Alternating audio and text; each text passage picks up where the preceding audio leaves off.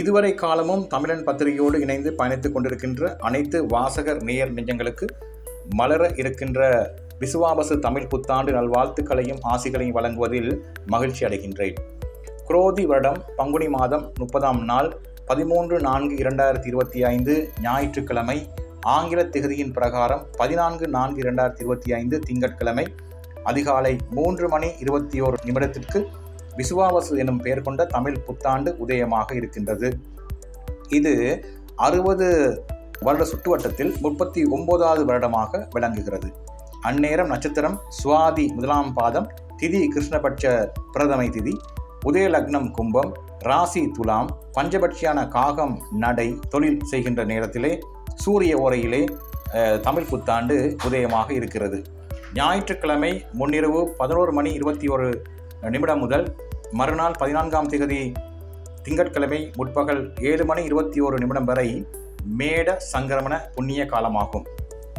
இந்த புண்ணிய காலத்தில் அனைவரும் சங்கற்ப பூர்வமாக ஆலயத்திலிருந்து பெறப்பட்ட மருத்து நீரை தலையில் தேய்த்து ஸ்நானம் செய்து இளம் சிவப்பு மற்றும் தங்க நிற பட்டாடை அல்லது கரையுடைய வெள்ளை வஸ்திரம் அணிந்து கண்ணாடி, தீபம், பூர்ண கும்பம் முதலான மங்கள பொருட்களை தரிசித்து பிள்ளையார் மற்றும் இஷ்ட குல தெய்வங்களை வழிபட்டு குரு, பெரியோர் முதலியோர்களின் ஆசியை பெற்று அறுசுவை பதார்த்தங்களை போஜனம் செய்து கொள்ளல் சிறப்பு என்று சொல்லப்பட்டிருக்கிறது.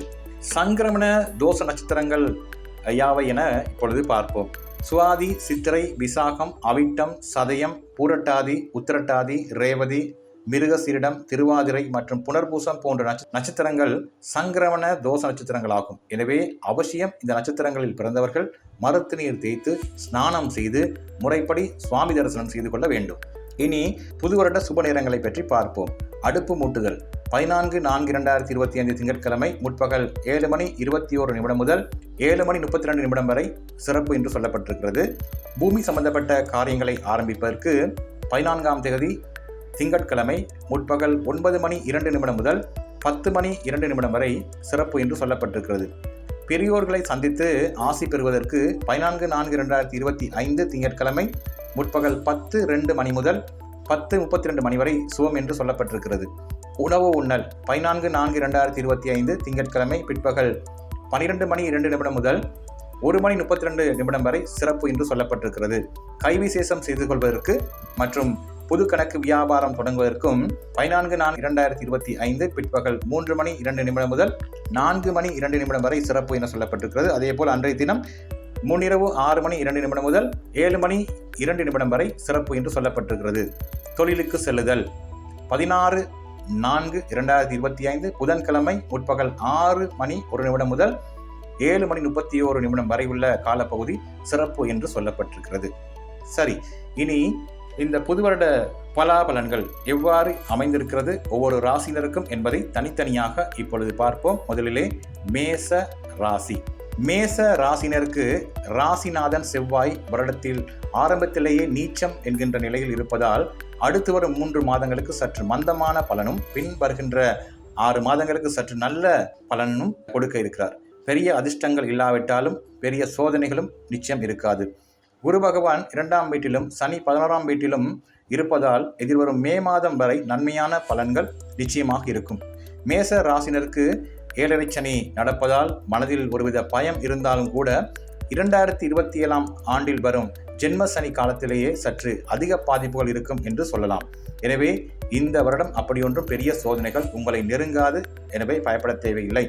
2ஆம் 11ஆம் இடங்கள் வலுத்து இருப்பதால் பணப்பற்றாக்குறை தீரும். குடும்பத்தில் சுபகாரியங்கள் நடைபெறும்.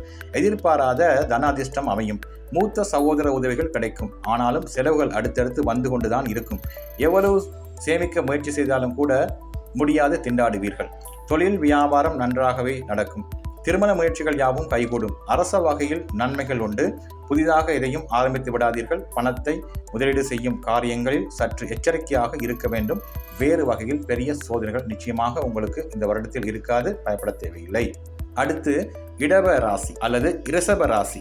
ரிஷப ராசினருக்கு அதிர்ஷ்டங்களையும் நன்மைகளையும் கொடுக்கக்கூடிய ஆண்டாக மலர இருக்கிறது இந்த புத்தாண்டு. 2025 3ஆம் மாதம் 29ஆம் தேதி அன்று நடைபெற்று முடிந்த சனி பெயர்ச்சியால் சனி பகவான் உங்கள் 11ஆம் ஸ்தானத்தில் அமர்ந்து எல்லா வகையிலும் லாபங்களையும் உயர்வுகளையும் மேன்மைகளையும் கொடுத்து கொண்டிருக்கிறார்.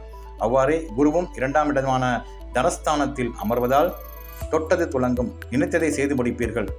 உங்கள் முயற்சிகள் அனைத்தும் பலிக்கக்கூடிய ஆண்டாக நிச்சயமாக இவ்வாண்டு திகழப்போகிறது.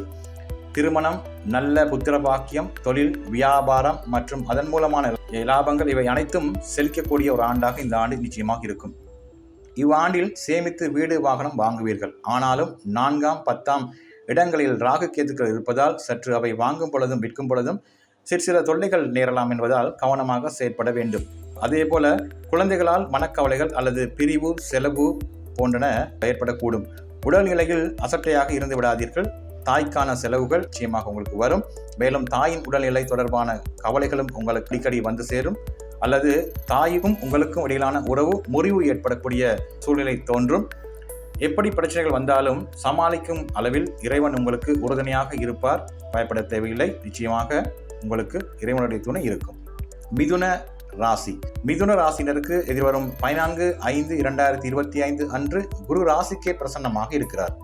உங்கள் ராசி பிரகாசமடைய போகிறது. இவ்வளவு நாளும் உங்கள் பாக்கியத்தினை கெடுத்துக் கொண்டிருந்த சனி 10ஆம் வீட்டுக்கு பெயர்ச்சி அடைகிறார்.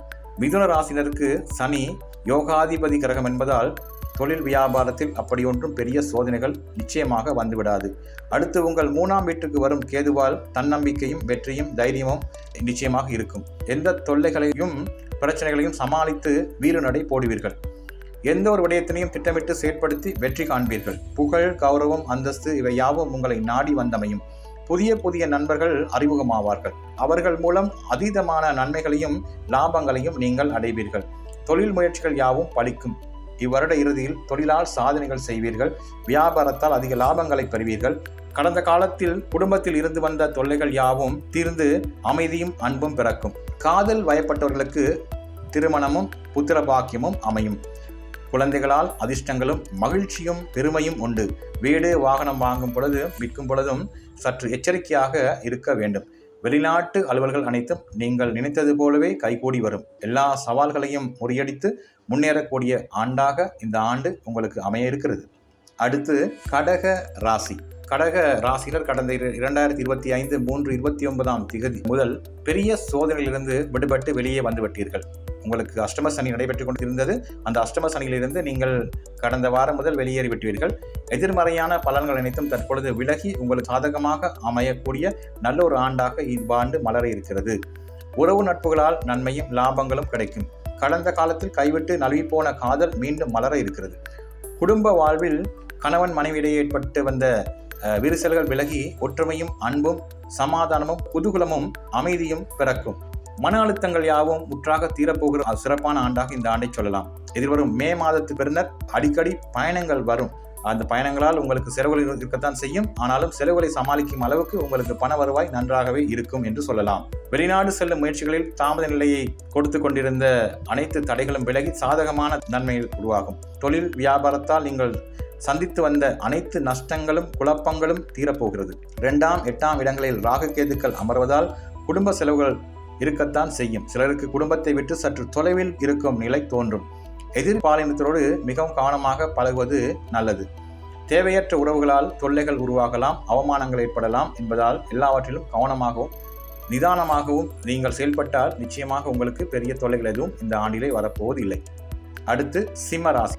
சிம்ம ராசினருக்கு இவரிடம் சற்று மந்தமான பலன்களை நடைபெறும் எனலாம்.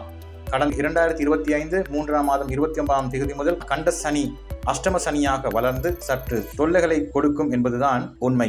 பணம், தொழில் சார்ந்த அமைப்புகளில் பிரச்சனைகள் வரும் என்பதால் மிகவும் கவனமாக இருக்க வேண்டும். ஏமாற்றுக்காரர்கள் உங்களை எப்படியாவது மடக்கி பிடிக்க திட்டம் தீட்டுவார்கள் என்பதால் அவர்களின் வலையில் சிக்காது பார்த்து கொள்ளுங்கள். இன்னும் 2 வருடங்களுக்கு எதையும் புதிதாக ஆரம்பித்து விடாதீர்கள். தற்போதைய தொழிலையோ அல்லது வியாபார நடவடிக்கைகளையோ திடீரென மாற்றுவதற்கு முயற்சி செய்ய வேண்டாம். பல்லை கடித்துக் கொண்டு எல்லாவற்றையும் சகித்துக் கொண்டும் இருக்க பழகிக் கொள்ளுங்கள். இருக்கும் தொழிலை பாதுகாத்துக் கொள்ளுங்கள். குடும்பத்துக்கான செலவுகளை கட்டுப்பாட்டுக்குள் வைத்துக் கொள்ளுங்கள். தொழிலிடத்தில் சிக்கல்கள் வரும். ஆனாலும் அவசரப்பட்டு எந்த முடிவுகளையும் எடுத்து விடாதீர்கள். விரும்பியோ விரும்பாமலோ தொழில் மாற்றங்கள் வரும். கூட்டு தொழில் வியாபாரம் எதுவுமே உங்களுக்கு இப்பொழுது நன்மை தராது. குடும்பத்தில் உள்ளவர்கள் கூட உங்களின் உணர்வுகளை புரிந்து கொள்ளாது செயற்படுவார்கள். அவர்களுக்கு உங்களிடத்தில் தப்பான அபிப்பிராயங்கள் கூட எழும்பும். எல்லா விடயத்திலும் சிந்தித்து செயல்பட வேண்டிய ஆண்டாகவே இவ்வாண்டு உங்களுக்கு அமைந்திருக்கிறது. அடுத்து கன்னி ராசி. கன்னி ராசியினருக்கு வருட ஆரம்பத்திலேயே சனி ராசிக்கு 7ஆம் இடத்தில் அமர்ந்து கண்ட சனி எனும் நிலையில் சற்று கஷ்ட பலன்களை கொடுக்க போகிறார். என்றாலும் பாகிஸ்தானம் எனும் 9ஆம் இடத்தில் இருப்பதும் எதிர்வரும் 2025 மே மாதம் வரை மிகவும் நல்ல அதிர்ஷ்டங்களையும் லாபங்களையும் கொடுக்கக்கூடிய ஆண்டாகவே இவ்வாண்டு இருக்க போகிறது. இவ்வளவு நாளும் தொல்லைகளை கொடுத்து கொண்டிருந்த ராகு 6ஆம் இடத்துக்கு பெயர்ச்சி அடைந்து இவ்வளவு காலமும் சனி கொடுத்து வந்த அனைத்து லாபங்களையும் அதிர்ஷ்டங்களையும் இனி ராகு கொடுக்க போகிறார். உங்கள் நீண்ட நாள் கடன் தற்பொழுது முடிவடைய போகிறது. புதிய வீடு அல்லது வாகனம் வாங்குவீர்கள். கடந்த காலத்தில் உடல் நோய்களால் தொல்லைகளை அனுபவித்து வந்தவர்கள் அந்த தொழிலிருந்து முற்றுமுழுதாக குணமடைய போகிறீர்கள். வேலை, தொழில், வியாபாரம் போன்ற அமைப்புகள் நன்றாகவே அமையும். புதிய தொழில் முயற்சிகள் சிறக்கும். வியாபாரத்தில் மேலும் பல கிளைகளை உருவாக்குவீர்கள். அதன் மூலம் நல்ல லாபங்களையும் அடைவீர்கள். வெளிநாடுகளில் இருக்கின்றவர்களுக்கு தொழில் வியாபாரத்தில் இருந்து வந்த தேக்க நிலைகள் எல்லாம் மாறி சுபிட்சம் தோன்றும். தன ரீதியில் கஷ்டங்களை சந்தித்துக் கொண்டிருந்தவர்களுக்கு இப்பொழுது பெரிய பெரிய கஷ்டங்கள் எதுவும் நிச்சயமாக இருக்காது.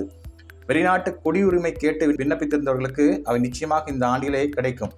பண விடயத்தில் கவனமாக செயல்பட வேண்டும். உங்களை அறியாமல் சில ஏமாற்றங்கள் இருக்கத்தான் செய்யும்.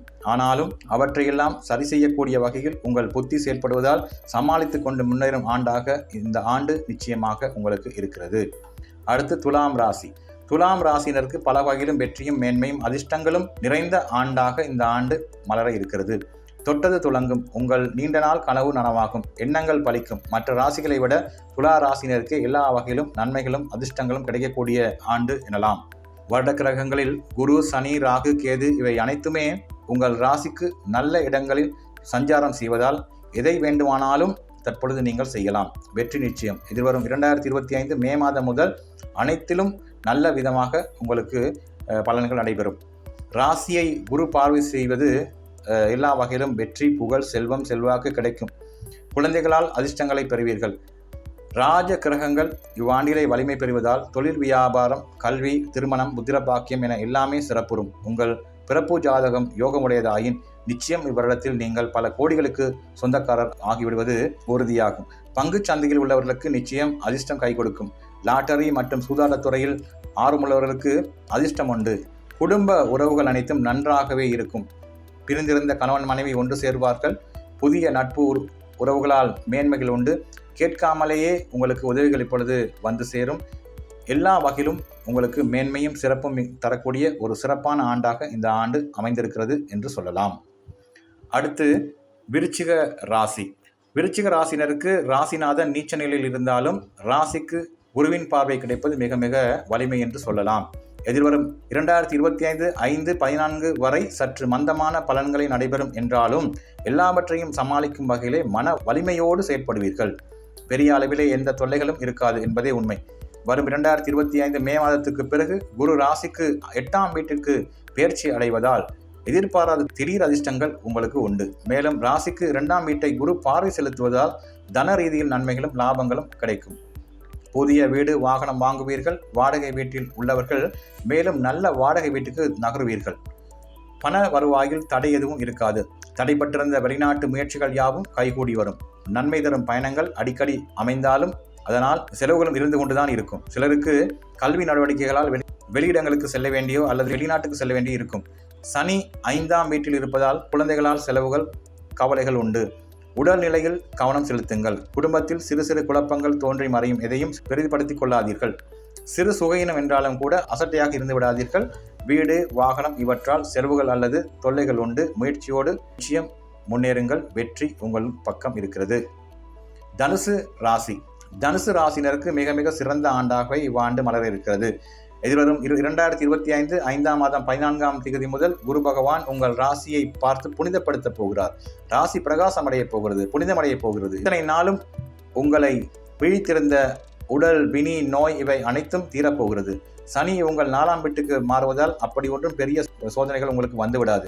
2025 மே மாதம் முதல் ராகு உங்கள் ராசிக்கு 3ஆம் இடத்திற்கு வருவதால் பழைய கடன்களை எப்படியாவது அடைத்து விடுவீர்கள். கடந்த காலத்தில் உங்களை பயமுறுத்தி கொண்டிருந்த எதிரிகள் தொலைந்து போவார்கள்.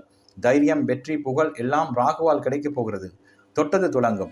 மற்றவர்கள் பொறாமைப்படும் அளவுக்கு உங்கள் செயல்பாடுகள் இருக்கும். லட்சியம் நிறைவேறும். எழுத்து, ஊடகம் மற்றும் கலைத்துறையில் உள்ளவர்கள் சாதனை மேல் சாதனை செய்வீர்கள்.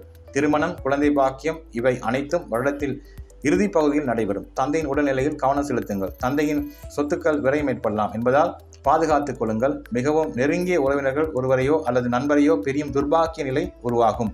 தொழில் ஸ்தானத்தில் கவனமாக நடந்து கொள்ளுங்கள். யாரையும் நம்பி உங்கள் தொழில் வியாபாரத்தினை ஒப்படைத்து விடாதீர்கள். எல்லா வகையிலும் ராசிநாதன் வலுவாக இருப்பதால் பெரிய சோதனைகள் எதுவும் இந்த ஆண்டிலே நிச்சயம் உங்களுக்கு இருக்காது. சிறப்பான ஒரு ஆண்டாக இந்த ஆண்டு உங்களுக்கு நிச்சயமாக இருக்கும். அடுத்து மகர ராசி. மகர ராசியினருக்கு கடந்த 7.5 வருடங்களாக பீடித்திருந்த சனி முற்றுமுழுதாக உங்களை விட்டு விலகிவிட்டது. எதிர்மறையான எண்ணங்கள், துன்பங்கள், தொல்லைகள் அனைத்தும் இனி படிப்படியாக தீரப்போகிறது. ராசிநாதன் சுப வலிமை பெற்று 3ஆம் வீட்டில் இருப்பதால் தைரியமாக எதை வேண்டுமானாலும் செய்து வெற்றி வாகை சூடுவீர்கள்.